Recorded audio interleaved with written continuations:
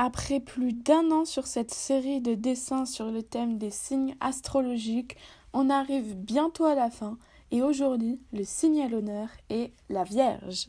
Aujourd'hui est une double vidéo puisqu'on va tester ensemble l'aquarelle Gansai Kurutake ainsi que le crayon de la même marque, le pinceau à encre de Chine, il me semble, qui va me servir d'ancrage, ce qui est un peu exceptionnel, puisque si vous avez suivi mes autres vidéos, l'ancrage est soit de la même couleur que la zone peinte, ou alors très fin, et ici ça va être un peu tout le contraire. Détaillons un peu plus le matériel que vous avez pu voir passer dans la vidéo. On va utiliser donc le feutre pinceau de Gansai Kurutake, acheté sur Amazon d'ailleurs. On va utiliser de l'eau, munie de notre plus belle gourde, d'une pipette, enfin seringue, pour venir mettre de l'eau dans les godets pour pouvoir récupérer l'encre et l'appliquer. Des pinceaux Artist Brush qui étaient vendus sur le shop sur Amazon avec Gansai Kurutake, mais je ne crois pas que ça soit de la même marque. Une palette pour faire les mélanges, un scotch de marquage, et vous le verrez plus tard dans la vidéo, des feutres dorés de chez Action, des crayons de couleur polychromos et un Posca blanc. Dans la palette, il n'y a pas de couleur beige, alors ça veut dire qu'on est obligé de créer notre couleur beige. Grâce au tuto de Baggy Dessine, je sais bien faire des couleurs beige et je suis trop contente parce que surtout dans ce dessin-là, j'ai trop bien réussi, je trouve ma peau trop belle. Donc autant vous partager ce tuto, mes versions aquarelles. Vous allez tout d'abord vous munir d'un rouge qui personnellement tiré sur le orangé avec un jaune que vous allez mettre sur 2 coins distincts de la palette. Ensuite, vous viendrez prendre un bleu. C'est littéralement les 3 couleurs primaires que vous allez prendre. Vous allez les séparer à chaque fois. Puis, vous allez rajouter du blanc dans un coin de votre palette. Vous allez venir mélanger le rouge et le jaune qui va vous créer une sorte de orange. Avec votre bleu, vous allez venir dans cette couleur-là qui va vous créer un marron. Et là, avec le blanc, votre objectif, ça va être de trouver la teinte de peau qui vous convient. Je n'ai pas testé, il me semble, mais vous en déduisez que plus vous rajoutez du bleu, plus votre teinte va être marron, mais un peu bleutée. Donc il va falloir quand même venir compenser avec du rouge, je pense.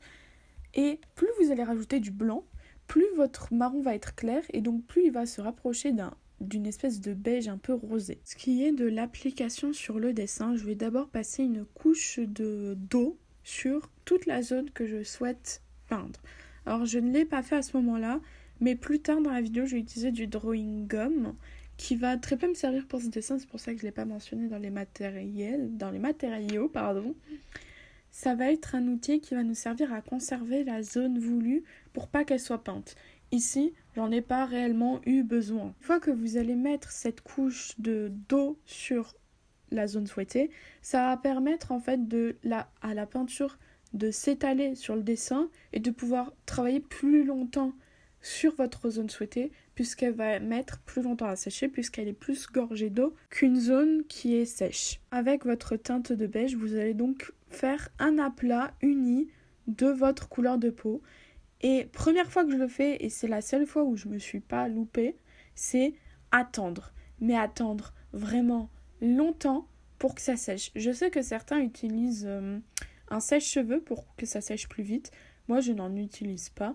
Donc, il faut attendre que votre zone soit bien sèche pour venir rajouter des couches. Personnellement, je fais comme ça parce qu'à chaque fois, dans mes autres dessins, ça a bavé ou alors la couleur adjacente est venue se mélanger avec la couleur que je venais de faire parce que j'avais pas attendu un temps de séchage. C'est d'ailleurs ce qui va m'arriver quand je vais faire les cailloux du fond.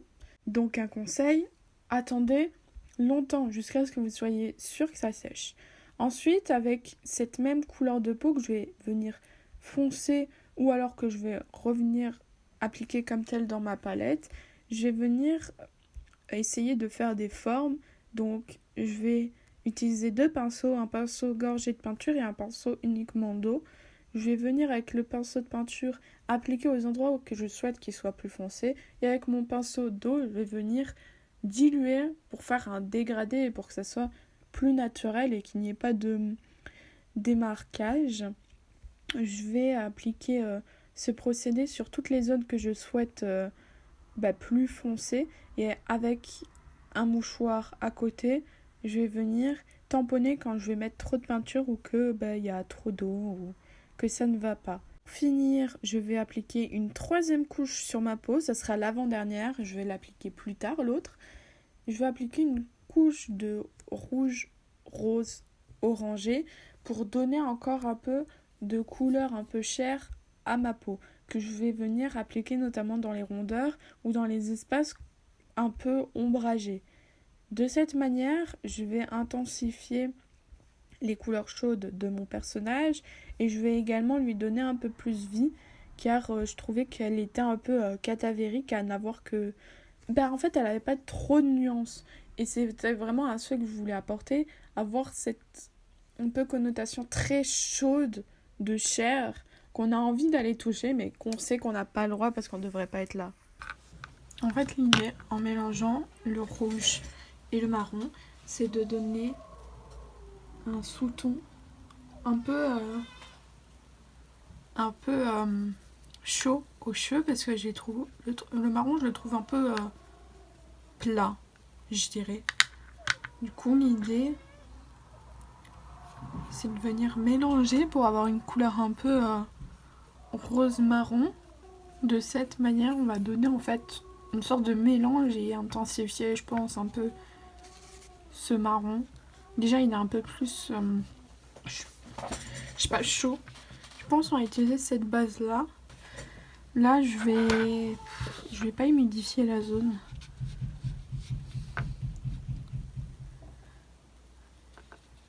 Je vais l'utiliser à plat. Là, l'idée, en fait, c'est que avec cette couleur-là, on va avoir une tonalité de cheveux qui va être un peu rousse. Ça va être un brun qui tire sur le rouge. Et après, on va rajouter du coup des nuances du brun de la palette, qui est déjà un palette, pour quand même intensifier un peu plus ce marron, qui a un peu disparu avec le rouge. Donc on va lui donner des nuances. Je vais essayer de mettre à plusieurs endroits plus de peinture qu'à un autre pour avoir déjà une consistance de reflet dans les cheveux. Je sais pas encore par quel endroit la lumière va venir. Je pense que comme ça, vu que les ombres de peau sont un peu comme ça. Là, l'idée maintenant, c'est d'attendre que la couleur se stagne. Ensuite, on ira venir avec le marron faire des reflets. Et peut-être avec une sorte de jaune, venir faire des petits reflets en fonction de la lumière qui va tomber. L'objectif, c'est vraiment d'avoir une opposition entre les couleurs très froides du fond et les couleurs très chaudes du personnage. Et j'espère, ça va le faire ressortir. Vierge est un signe de terre qui est né entre le 23 août et le 22 septembre. Elle aime l'organisation, tout contrôler, rire, les détails et la discrétion. Par opposition, elle déteste la saleté, le débordement, déléguer les choses et montrer ses émotions. Elle est perfectionniste, contrôle tout, altruiste, sérieuse et maniaque. Dans la composition de ma Vierge, je n'ai pas décidé de me concentrer sur un mythe qui lui serait associé et plutôt d'inventer une pose. J'avais déjà l'idée de la représenter nue parce que quand on entend la Vierge, on entend principalement quelqu'un de saint, par exemple la Vierge Marie dans la religion chrétienne. Et là, je voulais la représenter nue. Mais je voulais pas la faire tentatrice, ni séduisante ou érotique. J'avais vraiment cette intention de la faire nue et de la mettre dans une position un peu ambivalente, certes, mais de lui faire un visage un peu en mode « t'es au courant que tu ne devrais pas être en train de me regarder, espèce de petit con. Le dessin a fortement été influencé par mes cours d'histoire de l'art où on voyait dans le même temps les femmes nues, les représentations des femmes dans l'art. Je pense que ce dessin n'aurait pas ressemblé à ça il y a quelques mois. En tous les cas, je voulais la représenter nue, assez lasse, comme si elle venait de se réveiller de son sommeil. Et une chose de plus que je voulais rajouter, ce sont des vergetures sur son ventre. C'est la première fois que j'en fais, c'est pas forcément très bien réalisé, mais je voulais absolument en représenter. Parce que je trouvais ça un peu ironique, car quand on a des vergetures sur le ventre, il y a une chance pour qu'on ait été enceinte et que notre peau du ventre est cassée en fait. Et je trouvais ça ironique d'associer à la Vierge cela. C'est un humour très con et très bête et j'aime bien ce petit détail parce que je voulais montrer que la peau n'était pas parfaite non plus. Pour ce signe, j'ai décidé de mélanger les couleurs et d'y jouer. Vous le verrez plus tard dans la vidéo, mais j'ai surtout joué sur le cercle chromatique.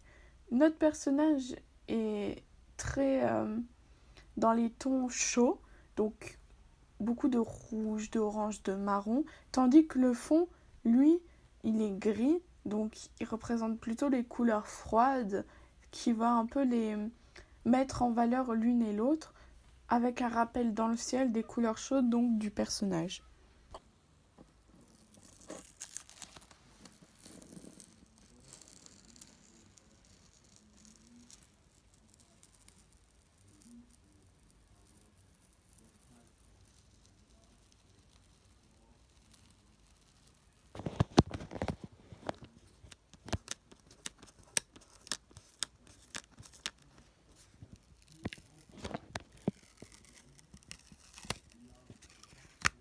On arrive doucement à la fin de cette vidéo.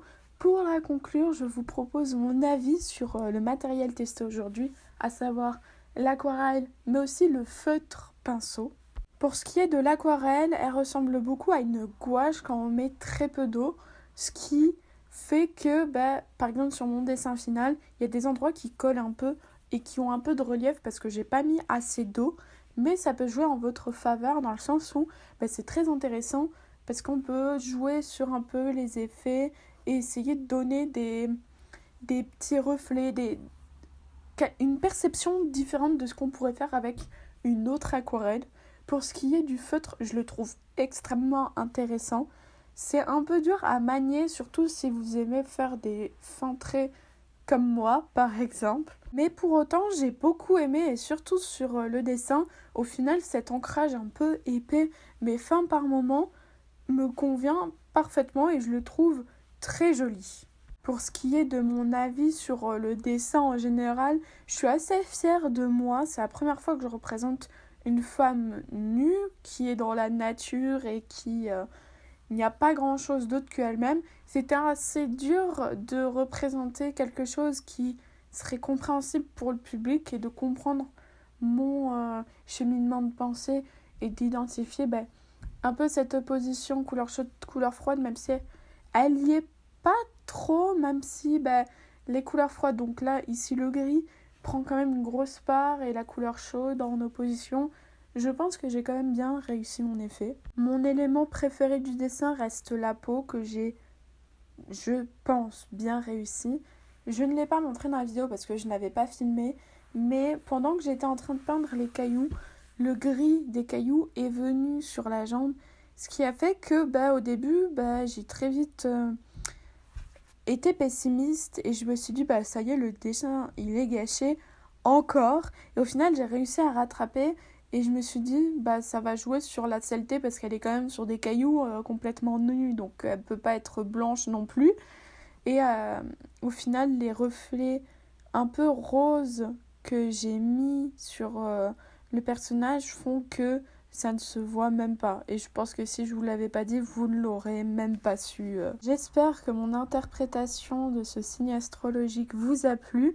N'hésitez pas à regarder les anciennes vidéos. Elles commencent à dater. La première vidéo sur le Capricorne date d'il y a 1 an. Mais je trouve le dessin tout aussi beau. Peut-être que la qualité de la vidéo est moins bonne. Ça, c'est possible. Je vous remercie, je vous souhaite une agréable soirée ou journée, peu importe, une bonne vie. Et si on ne se recroise pas, eh bien, soyez heureux et bonne continuation.